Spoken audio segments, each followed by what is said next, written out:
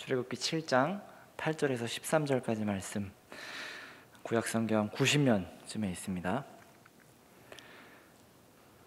출애굽기 7장 8절에서 13절까지 제가 봉독하겠습니다.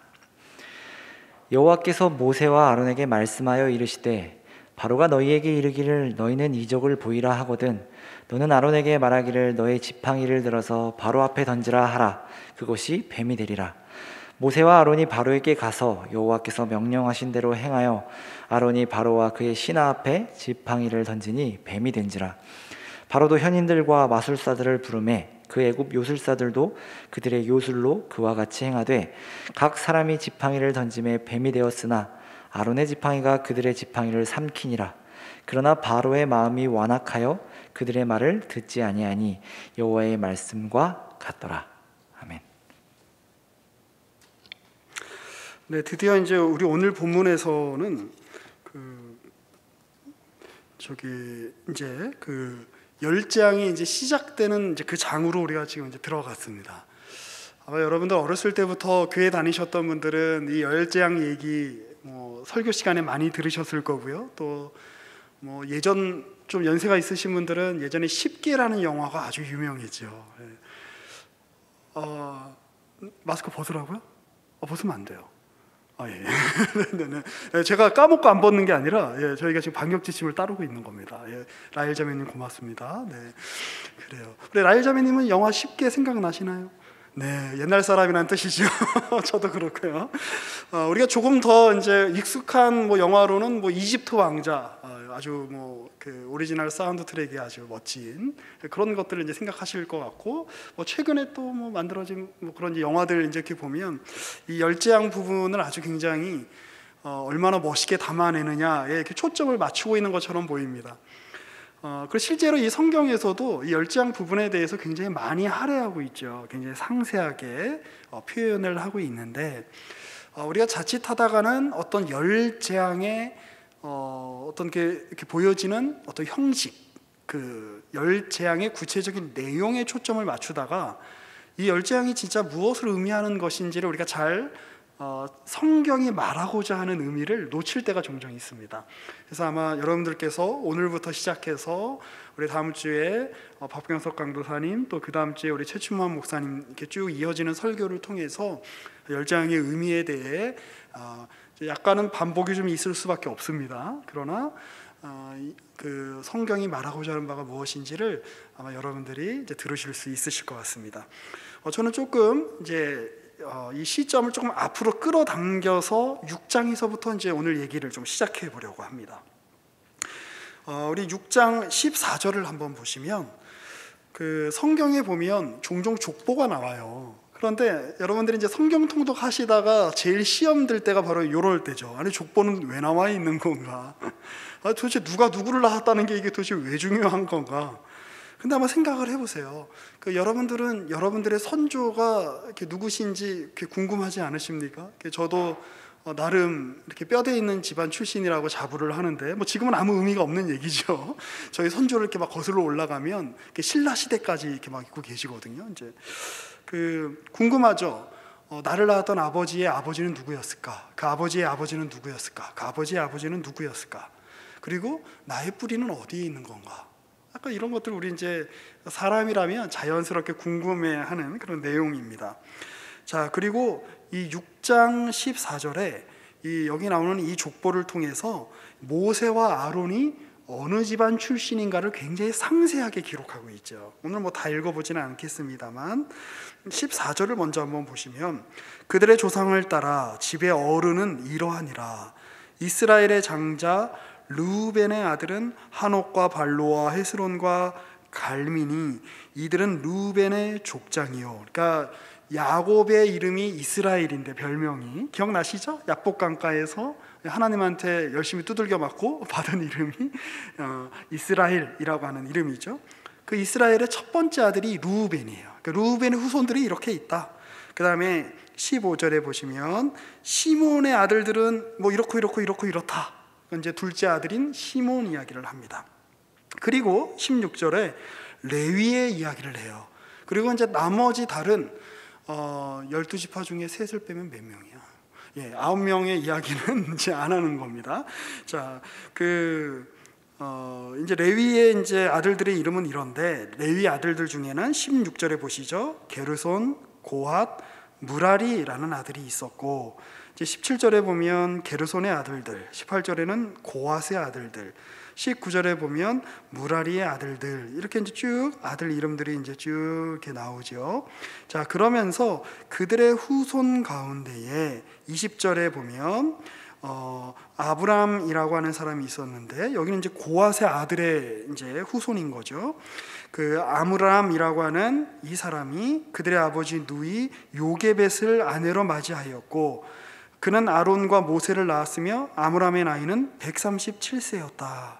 자, 그래서 20절에 의하면 모세의 그 누나가 있었던 거죠. 모세의 누나, 우리 옛날에 출애굽기 초반에 봤을 때 그 애굽의 공주에게 모세의 어머니를 연결시켜 주었던 그 똘똘한 누나가 아마 아니지, 어머니가 요게벳이죠. 제가 지금 헷갈렸습니다.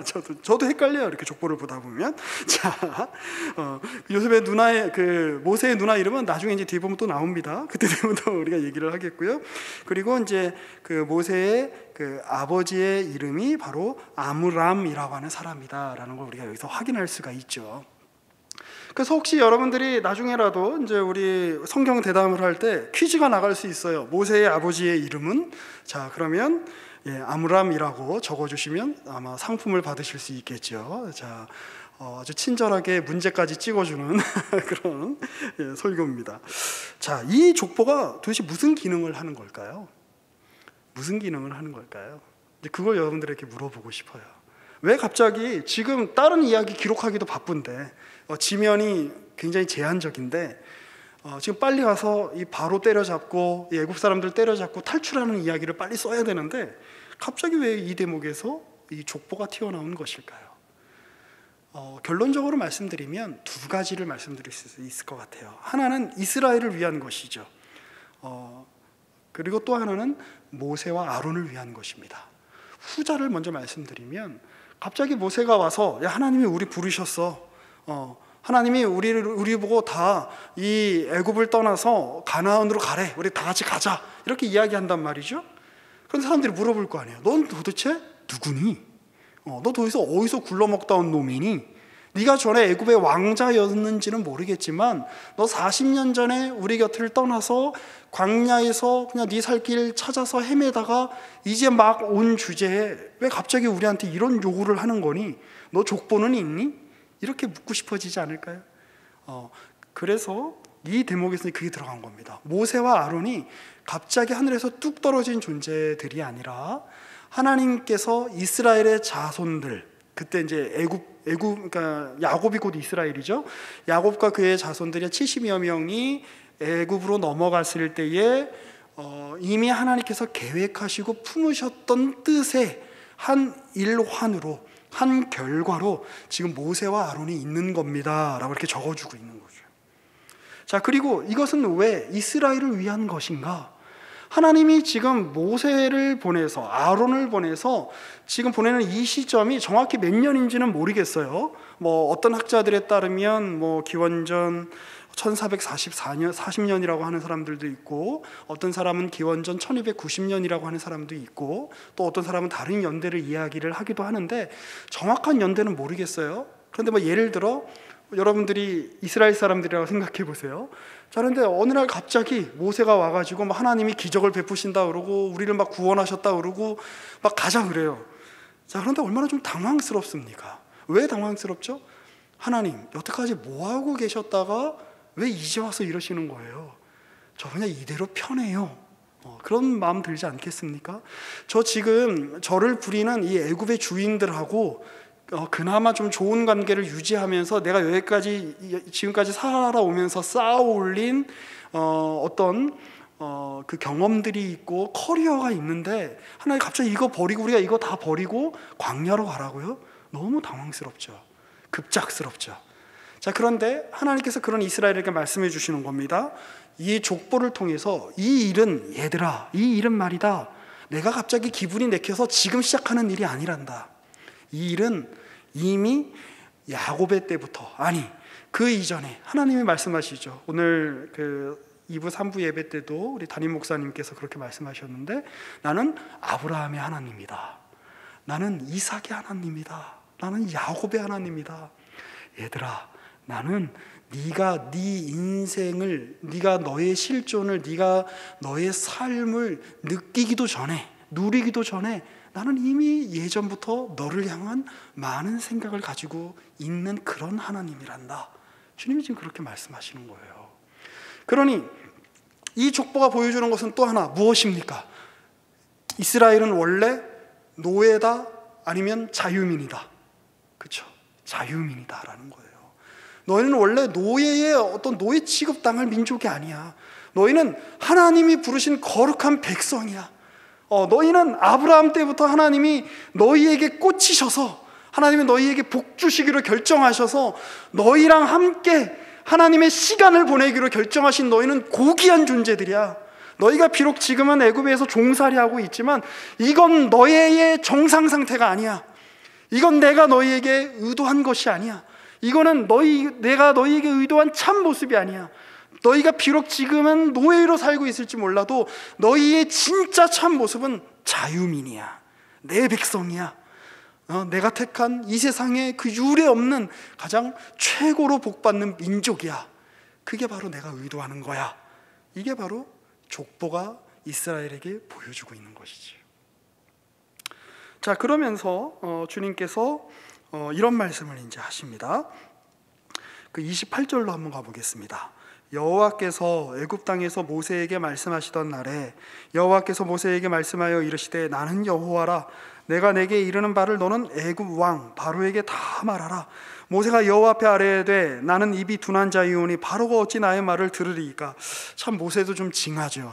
이쯤 되면 하나님 말씀하시면 이제 네 하고 좀 순종할 때쯤 됐는데 끝까지 좀 개기는 면이 있어요. 그래서 약간 이렇게 제가 이제 모세를 볼 때마다 저 같아서 하여튼 이렇게 굉장히 심정적으로 아주 마음이 가깝습니다. 모세를 볼 때마다.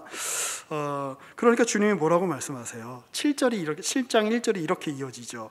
여호와께서 모세에게 이르시되, 볼지어다 내가 너를 바로에게 신같이 되게 하였은즉 네 형 아론은 내 대언자가 되리니 내가 내게 명령한 바를 너는 내 형 아론에게 말하고 그는 바로에게 말하여 그에게 이스라엘 자손을 그 땅에서 내보내게 할지니라.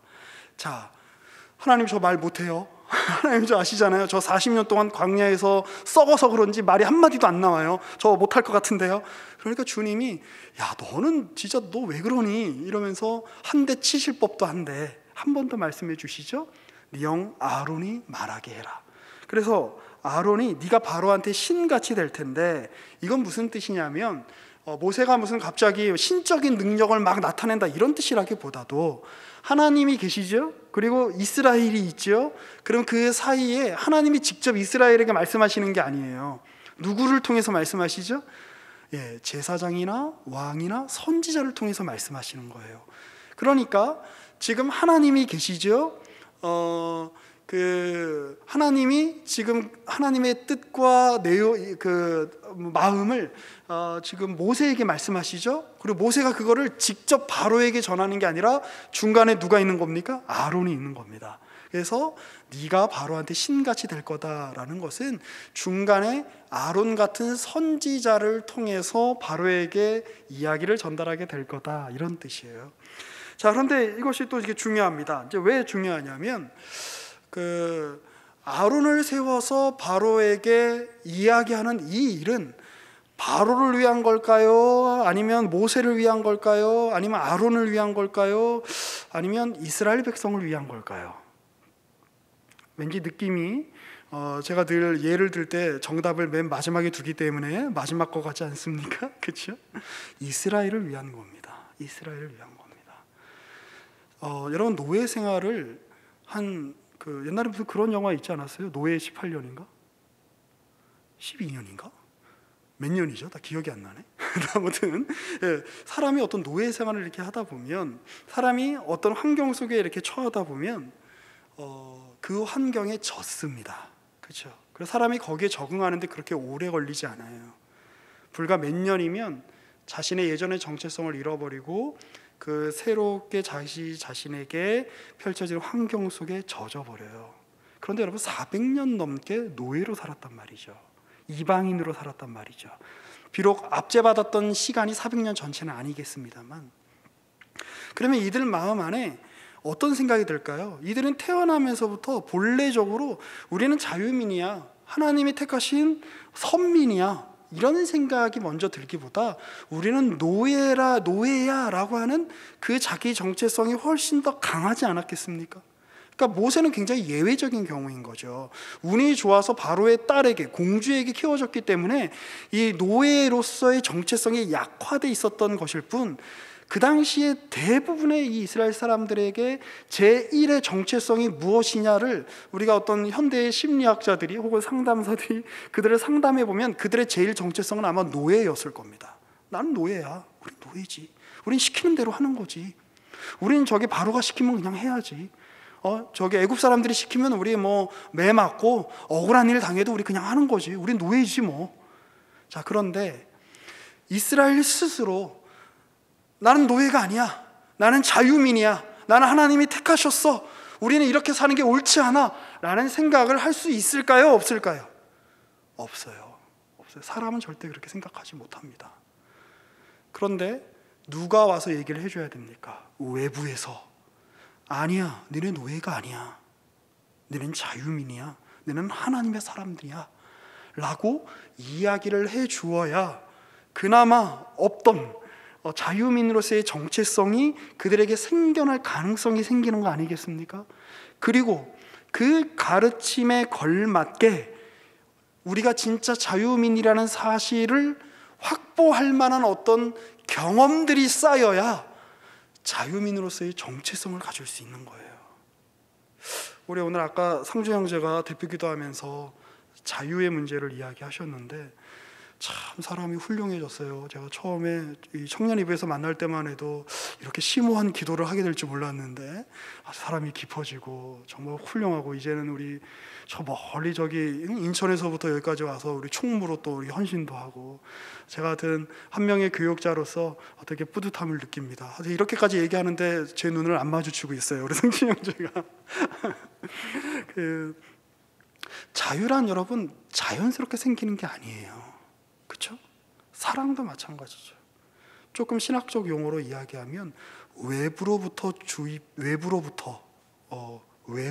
오는 의, 외부로부터 오는 지식에 의하여 우리가 누구인지를 알게 된단 말입니다. 그렇죠? 아론이 세워줘야 되는 것이에요. 그래서 이야기해야 되는 거예요. 바로한테뿐만 아니라 누구에게? 이스라엘에게. 너희는 자유민이다. 너희는 하나님이 택하신 족속들이다. 자, 그런 차원에서 우리 6절을 한번 보겠습니다. 6절에 보면 모세와 아론이 여호와께서 자기들에게 명령하신 대로 행하였더라.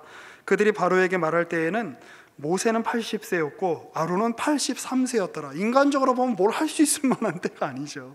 그렇죠? 우리가 유교적인 어떤 우리 기반이 있기 때문에 연세가 많으시니까 우리가 이들의 얘기를 잘 들어야겠다라고 이 당시 이스라엘 사람들이 생각했을 것 같습니다만, 일반적으로 봤을 때 나이가 이미 80이 넘었다는 것은 용도 폐기됐다는 뜻이에요. 그렇죠? 거의 무슨 혁명을 일으킬 수 있겠어요? 무슨 새로운 일을 일으킬 수 있겠어요? 80된 할아버지가. 그런데 하나님이 그들을 들어서 나는 너희의 하나님이다를 증거하시고 말씀하실 때 누가 증거가 되는 거예요? 제1증거 누구를 봐라? 모세를 봐라. 저 광야에서 쓸데없이 죽어가고 있던 모세를 하나님이 불타는 떨기나무 가운데 만나셔서 하나님이 지금 저렇게 말도 안 되는 일에 그 자리에 하나님이 놓으셨다. 그러니 하나님이 이스라엘에게 함께하고 계신다는 것의 제1증거는 모세가 되는 것입니다. 그리고 모세가 아론을 통해서 전달하는 그 말을 통해 귀에 못이 박히도록 이스라엘은 이제 들어야 되는 것이에요. 그것이 때로는 좋은 말일 수도 있고, 또 그것이 때로는 질책일 수도 있고, 우리가 나중에 출애굽기를 통해서 계속 보면 알게 되죠. 이 말 안 듣는 이 이스라엘을 향해 얼마나 많은 말들이 쏟아집니까? 그러나 그 많은 말들을 통해서 하나님이 무엇을 만들어내는 거예요? 이스라엘 안에 너는 자유인이다. 너는 자유인이다. 자, 그리고 나서 오늘 우리가 읽었던 이 본문 말씀이 나오는 겁니다. 하나님께서 이제 모세와 아론에게 말씀하시죠. 너 지팡이를 들어라. 그러니까 이제 옛날엔 모세의 지팡이만 그렇게 됐는데 이제는 아론의 지팡이도 갑자기 뱀이 되죠. 바로 앞에 딱 던지니까. 그리고 딱 그 뱀을 딱 잡으니까 다시 어떻게 됩니까? 지팡이가 되죠. 많은 해석이 있지만 제가 이제 주석에서 본 해석 중에 이 해석을 저는 이제 제일 선호합니다. 뭐냐면 지금 하나님의 백성 앞에 바로는 마치 독사 같은 존재라는 것이죠. 그들을 삼키려고 하고 해치려고 하고 물려고 하는. 그러나 그 당시에 가장 세계 최고의 권력을 지닌 바로라고 할지라도 아론으로 대표되는 하나님의 손이 그를 붙잡으면 뭐에 불과하다는 거예요? 막대기에 불과하다는 거예요. 이런 이야기는 예레미야서나 에스겔서에서도 나오죠. 그 당시에 이스라엘을 치기 위한, 유다를 치기 위한 수단으로 세계 최고의 강대국인 바벨론을 하나님이 들어서 유다를 치시지만 바벨론 자체가 하나님의 손과 하나님의 통치에 못 미치는, 하나님이 통제하실 수 없는 어떤 강력한 힘이라기보다 그들은 하나님 손에 붙잡힌 막대기에 불과하다라고 이야기하죠. 그러니 자신감을 가져라 라고 지금 이스라엘에게 하나님이, 모세가 이야기하고 있는 것이지요. 그래서 시작되는 첫 번째 재앙, 바다가 강물이, 물이 피가 되는 그런 재앙들을 통해서 하나님이 그들을 근원에서부터 흔드시는 것을 알 수가 있습니다. 왜요? 근원에서부터 흔들지 않으면 그들 가운데 변화가 일어나지 않기 때문에 그래요. 하나님이 자기 백성들에게 자기 정체성과 자존감을 세워주시기 위해서, 그리고 그 자기 정체성과 자존감이라고 하는 것은 자유로 말미암아 주어지는 능력입니다. 여러분, 기계가 무슨 자존감이 있겠어요? 그렇죠? 그냥 동물이 무슨 자존감이 있겠어요? 계속 시키는 대로 그 일을 하기만 하면 되는 그런 노예에게 무슨 자존감이 있겠어요? 자존감에 있어서 핵심은 무엇이냐? 자유입니다. 자유. 그래서 여러분, 하나님이 이스라엘을 이렇게 한 방에 끄집어내지 않으시는 거예요. 하나님의 마음만 먹으시면 열재앙이 뭐야? 그냥 한 번에 그들을 다 끄집어내실 수도 있는 거죠. 그런데 그렇게 하게 될 경우에 하나님의 능력은 보여줄 수 있을지는 모르겠지만 무엇이 안 생기는 겁니까? 이스라엘 안에 자발성이 생기지 않는 거예요. 하나님이 원하는 건 뭐냐? 자발적으로 하나님 앞에 무릎 꿇는 것, 자발적으로 하나님을 따르는 것. 바로 거기에 하나님이 만드시는 한 인생에, 하나님이 택하신 한 족속의 자기 정체성의 핵심이 바로 거기에 있다라고 하는 거예요. 그걸 위해서 하나님이 시간을 끄시는 겁니다. 시간을. 자, 첫 번째 재앙 한번 봐봐. 얼마나 굉장한 일이니? 내가 물을 죽여버렸어. 원래 너희가 다 죽임을 당해서 강물로 던져줘야 했지. 모세도 살 수가 없으니까 나일강으로 던져줘야 됐지. 내가 그 강을 죽여버렸어. 내가 애굽을 근간에서부터 흔들 거야. 나는 너희 하나님이야. 근데 그 일로 해결이 되나요? 우리 다음 주부터 살펴보겠지만 해결이 안 되죠. 그러니까 또 하나님 또 다른 재앙을 통해서 그 당시에 애굽 사람들이 귀하게 생각하고 있던 어떤 가치들, 그들이 섬기던 어떤 신들을 하나씩 그들이 아무것도 아니라고 하는 것을, 허상이라고 하는 것을 밝혀내시며 깨시는 과정을 밟아가시죠. 그런데 하나님이 그냥 단순히 자기 과실을 위해서가 아니라 누구를 위해서? 이스라엘을 위해서. 이 과정을 내가 계속 보여주는 거야. 네가 한번 생각해봐. 나를 따를 거야, 안 따를 거야? 여러분, 이게 바로 예정론의 핵심이에요. 예정론의 핵심은 우리의 인생의 모든 게 다 결정됐다는 어떤 숙명론이 아닙니다. 오늘 우리가 나가서 저녁에 짜장을 먹을지 짬뽕을 먹을지 결정됐다는 그런 뜻의 예정론이 아닙니다. 예정론의 핵심은 관계 속에서 설명이 돼야 돼요. 아까 족보 얘기했죠? 야, 난 이미 너 찍었다. 너 어디 못 간다. 난 너를 사랑하기로 결심했다. 방해가 많아도 난 널 사랑하고 말 거다. 근데 제가 재용 형제님이라고 생각하는데 오늘 안 오셨나요? 누가 저에게 그 동백꽃 필 무렵이라는 드라마가 굉장히 재밌다고 추천을 해 주었습니다. 그래서 저는 이제 보통 넷플릭스에서 드라마를 볼 때 그 기계하고 피 튀기는 걸 되게 좋아해서 그런 것만 보기 때문에 그런 달달한 얘기는 저랑 어울리지 않는다고 생각해서 보지 않았는데 지금 몇 주간 이제 아내와 함께 이렇게 보게 됐습니다. 보면서 굉장히 많이 은혜를 받았습니다. 여러분들도 꼭 한번 보시기를 추천드리고요. 네. 그 설교 시간에 드라마 소개해도 되는지 모르겠네요. 광고해도 되는지 모르겠는데 거기에 보면 동백이라는 이제 어떤 여인이 나오죠. 그 공효진이라는 여배우가 이제 하고 그 동백의 그 영어 라틴어 이름이 까멜리아인데 까멜리아라는 이제 작은 주점을 어느 그 지방의 소도시에서 운영을 합니다. 그리고 이 동백 씨는 그 이제 미혼모예요. 그래서 애 아빠가 없는 상황에서 이제 초등학교 1학년에 야구를 잘하는 필구라는 그런 이제 남자아이가 하나 있습니다. 이제 여자 혼자서 이렇게 주점을 운영하니까 이제 뭐 두루치기도 팔고 뭐 만두도 팔고 그러면서 이제 술도 파는 이제 그런 식당인데 그 남자들이 우습게 생각하죠. 이렇게 저렇게 와서 좀 찝쩍대기도 하고 또 주변에 있는 그 시장에 있는 그 다른 동네 아줌마들이 이 동백이란 여자가 너무 예쁘니까 남자들이 다 거기 홀려 있으니까 그렇게 시기를 해요. 막 그냥 뒤에서 험담을 하고. 자, 그런데 거기에 어떤 황용식이라는 어떤 그 이제 그 결혼 안 한 청년 경찰이 순경이 거기 부임을 해가지고 한눈에 반하는 거예요. 이 여자한테 한눈에 홀딱 반해갖고 계속 졸졸졸졸 쫓아다니면서 나는 당신에게 마음이 있습니다. 난 당신 때문에, 난 당신을 위해서라면 모든 걸 할 수 있습니다. 이야기를 합니다. 자, 그런데 드라마가 되려면 나는 당신을 위해 모든 걸 바칠 수 있습니다. 나는 당신에게 한눈에 반했습니다. 어머, 그러세요. 고마워요. 우리 그러면 같이 행복하게 살아요. 이러면 드라마가 그 1회도 안 돼서 끝나겠죠. 굉장히 많은 거부를 겪어야 됩니다. 자, 어떤 거부가 있냐면 일단 이 황용식이라는 그 경찰의 순경의 어머니가 싫어해요. 그렇죠? 아니 무슨 애딸님 미혼모를 그러면서 원래는 친했던 사이인데 그 동백이란 여인과 그리고 이제 주변에서도 다 만류합니다. 막 이런저런 얘기를 하고 또 되게 설상가상으로 너무 드라마 얘기를 다 하면 스포일러가 될 텐데 그 어떤 이제 연쇄 살인범이 이 여인을 또 이렇게 노리고 있죠. 그리고 가장 큰 어려움은 뭐였을까요? 가장 큰 장애물.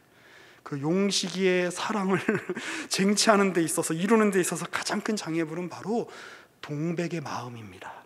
동백의 마음이에요. 왜냐하면 이 여자는 어렸을 때 7살 때 어머니가 자기를 고아원에 버리고 갔어요. 그리고 평생 누군가 자기를 존중해 주거나 자기를 아끼거나 끝까지 사랑한다는 얘기를, 고맙다는 얘기를 못 들어보고 자란 사람이에요.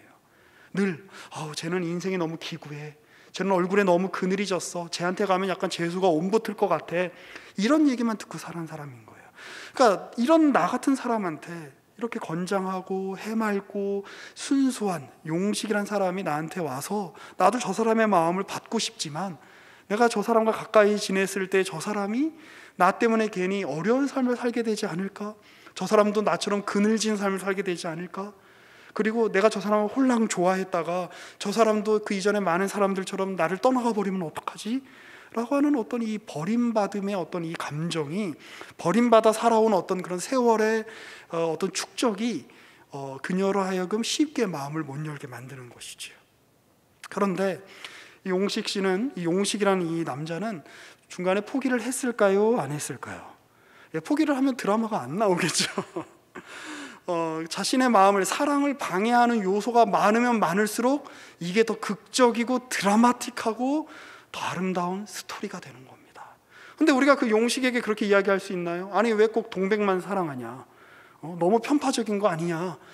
저 옆집에 있는 저 떡 파는 아주머니도 사랑하고 삼겹살 파는 아주머니도 사랑하고 심지어 지나가는 연쇄살인범도 네가 좀 사랑하면 안 되냐?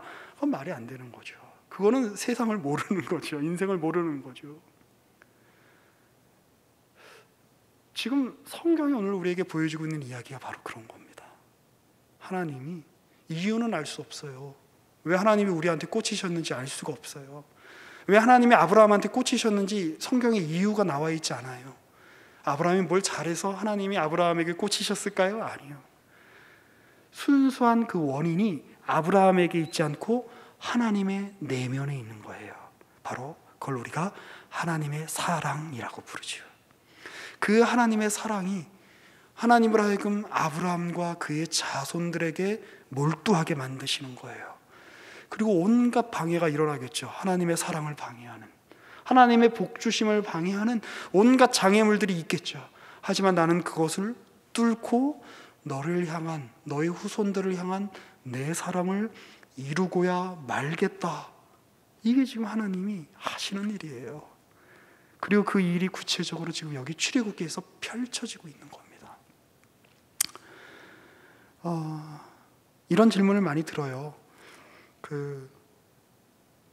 하나님이 함께 하신다는 거 아는데, 하나님 우리 가운데 복 주신다는 거 아는데 우리 현실은 왜 이렇게 힘드나요? 왜 이렇게 안 되는 게 맞나요? 우리 지금 잘 살고 있는 거 맞나요? 그냥 우리 그냥 열심히 그냥 버티기만 하면 되는 건가요? 아무 희망이 없어요. 막막해요. 라는 그런 이야기들을 많이 듣습니다. 저도 그런 현실 속에 살아가고 있죠. 근데 말씀드리고 싶어요. 어떤 증거가 여러분에게 가장 확실한 증거가 될까요? 어떤 증거가? 갑자기 오늘 예배 끝나고 나갔는데 전화가 왔어요. 내가 들어가고 싶던 회사에서 전화가 와서 내일부터 출근하세요. 이 정도면 여러분들의 인생이 복받았다는 확실한 증거가 되겠습니까? 아니면 내가 오늘 예배 딱 끝나고 나갔는데 역시 오늘 윤철규 목사님 말씀 듣고 내가 은혜 받았더니 그동안 내가 맨날 사랑 고백을 했는데 차였던 그 오빠가 나한테 갑자기 전화해서 나와 결혼해줘, 이렇게 이야기를 하면 그게 여러분한테 확실한 증거가 되겠습니까? 뭐가 여러분에게 확실한 증거가 되는 걸까요? 어느 정도 수준이면 여러분들이 만족할 만한 증거가 될까요? 어떻게 보면 여러분들은 하나님이 살아계시다는 걸 나에게 좀 보여주세요라고 이야기하면서 사실은 바로가 되고 싶은 거 아니에요? 바로의 자리, 권력의 최상위의 자리, 모든 것을 소유해 보이는 것 같은 자리, 그러나 하나님과는 상관없는 자리. 바로의 자리에 서실래요? 아니면 모세와 아론의 자리에 서실래요? 칼바르트라는 신학자가 이런 말을 했어요. 하나님이 계신다, 이 짧은 문장만큼 혁명적인 문장은 없다. 아까 예를 한번 생각해 보세요. 제가 동백꽃 필 무렵이라는 드라마를 예를 들었는데, 그 동백이라는 여인에게 자신의 인생이 저주받지 않았다는 것, 자신의 인생에 소망이 있다는 가장 큰 증거가 뭘까요? 두루치기가 더 많이 팔리는 거? 소주를 더 많이 파는 거? 그날의 매상이 올해 정점을 찍은 거? 아니요. 자기를 사랑하는 한 남자가 자기 앞에 있다는 사실인 거죠. 우리 신앙의 책임은 무엇일까요? 우리 믿는 자들이 갖춰야 되는 태도는 무엇일까요? 우리는 어떤 눈을 가져야 할까요? 지금이 우리가 어느 시기인지 모르겠어요. 애굽에 지금 이스라엘이 와서 한 100년쯤 됐을 때인지 200년쯤 됐을 때인지 300년쯤 됐을 때인지 모르겠어요. 지금 첫 번째 재앙이 시작된 건지 아니면 재앙이 다 끝나고 이제 6월절로 가는 건지 모르겠어요. 그러나 가장 분명한 것은 나는 스스로 있는 자니라. 모세에게 말씀하셨던 그 하나님, 나는 너희 중에 있는 자니라. 나는 있는 하나님이다, 없는 하나님이 아니다. 난 너희를 위하여 너희 앞에 이렇게 서 있지 않느냐라고 매주일 설교자들을 통해서 여러분들 앞에 말씀하시는 그 하나님이 계시다는 사실 외에 우리가 무엇을 더 확실한 증거로 확보할 수 있을까요? 그러니 주께서 여러분들의 눈을 띄워주시고 저의 눈을 띄워주셔서 오늘 우리가 숨쉬고 살아있는 이 현실이 막막함과 두려움과 암흑과 캄캄함으로 가득 차 있고, 때로는 하나님이 우리의 근간을 흔드시기 때문에 정신없는 두려움 가운데 우리가 처해 있다고 할지라도, 이 공포와 두려움이 공포와 두려움 자체를 목적으로 하는 것이 아니라 이 공포와 두려움을 통하여 우리 가운데 자신을 드러내기를 원하시는 하나님을 만나는 귀한 통로요, 시간이요, 과정이라고 하는 것을 깨닫게 되는 그러한 눈이 여러분들에게 띄어지게 되는 오늘의 말씀이 되시기를 주님의 이름으로 권면하고 축복합니다. 기도하겠습니다. 하나님 감사합니다. 우린 우리 인생 가운데서 무슨 일이 일어나는지 잘 모르겠습니다. 때로는 확신에 찼다가 때로는 절망에 빠질 때가 많습니다. 때로는 우리가 정말 사랑받는 사람인 것처럼 느껴지다가 또 때로는 하나님이 나에게 아무런 신경도 쓰시는 것 같지 않아 하나님의 이름을 듣고 하나님의 이름을 떠올리고 하나님의 이름 앞에 나아가야 한다는 사실 자체가 어떨 때는 짜증나게 느껴지기도 합니다. 그러나 주님, 이 모든 상황에서도 우리가 부정할 수 없는 한 가지가 있사오니 오늘 우리가 지금 이렇게 주의 말씀이 선포되는 예배당 안에 앉아서 주의 말씀을 듣고 있으며 주님께서 이렇게 우리에게 말씀하신다는 사실을 통하여 주님이 우리 가운데 계신다는 사실을 우리가 다시 한번 확증합니다. 주님이 우리 가운데 계시니, 주님이 우리 가운데 서 계시니, 주님이 우리 가운데 있으시니, 주님이 아니 계시는 분이 아니시라 우리 앞에 존재하시는 분이시니 우리가 그 주님을 우리의 인생의 가장 크고 분명한 증거로 알아 우리에게 펼쳐주시는, 우리에게 허락하시는 이 삶의 여정을 힘차게 걸어가는 주의 백성들 될 수 있도록 주여 우리에게 힘 주시고, 주여 우리의 눈을 열어주시고, 주여 우리의 마음 안에 주님과 함께하고 동행하는 기쁨을 나는 놀라운 은혜가 넘쳐나게 하여 주옵소서. 우리의 구주가 되시는 예수님의 이름으로 기도합니다. 아멘.